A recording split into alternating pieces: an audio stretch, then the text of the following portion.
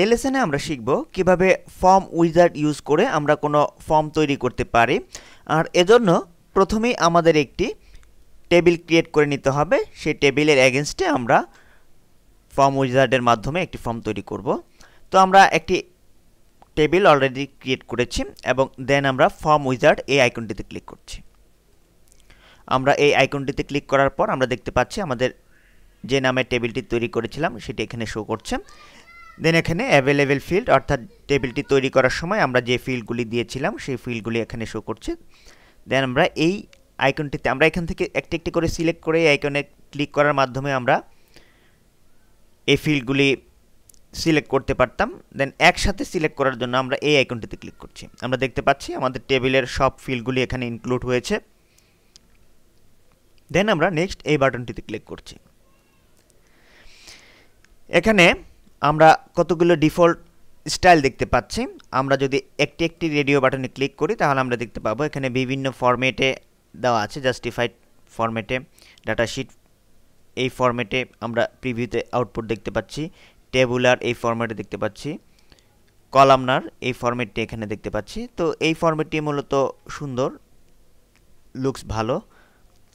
তো এই জন্য আমরা এই ফরম্যাটটি সিলেক্ট করে দেন নেক্সট এই বাটনটিতে ক্লিক করছি। দেন এখানে আমরা what title do you want for your form, আমরা কি ধরনের টাইটেল ইউজ করতে চাচ্ছি আমাদের ফর্মটির জন্য, যে আমরা এখানে যে কোনো নাম ইউজ করতে পারি। সাপোজ আমরা এখানে দিয়ে দিচ্ছি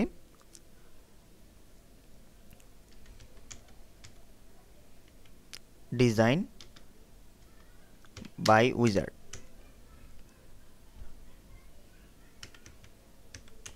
ডিজাইন বাই উইজার্ড। দেন আমরা ফিনিশ এই বাটনটিতে ক্লিক করছি। আমরা দেখতে পাচ্ছি আমাদের ফর্মটি অলরেডি ডিজাইন হয়ে গেছে। তো এখান থেকে আমরা একটি একটি করে নেক্সট রেকর্ড এই আইকনটিতে ক্লিক করে আমরা আমাদের রেকর্ডগুলি পর্যায়ক্রমে দেখতে পারি। এই আইকনটিতে ক্লিক করার মাধ্যমে আমরা একবারে ফার্স্ট রেকর্ডে চলে যাব, আর এই আইকনটিতে ক্লিক করার মাধ্যমে আমরা একেবারে লাস্ট রেকর্ডটি দেখতে পারবো। আর আমরা যদি নতুন ডাটা এই ফর্মের মাধ্যমে আমাদের টেবিলে সংযুক্ত করতে চাই, দেন এই আইকনটিতে ক্লিক করার মাধ্যমে আমরা এখানে নতুন কোনো ডাটা ইনপুট দিয়ে দেন আমরা এন্টার কি প্রেস করলে আমাদের ডাটাটি আমাদের টেবিলে ইনক্লুড হয়ে যাবে এই ফর্মের মাধ্যমে। দেন আমরা সেভ এই বাটনটিতে ক্লিক করার মাধ্যমে আমরা আমাদের ফর্মটি সেভ করতে পারবো।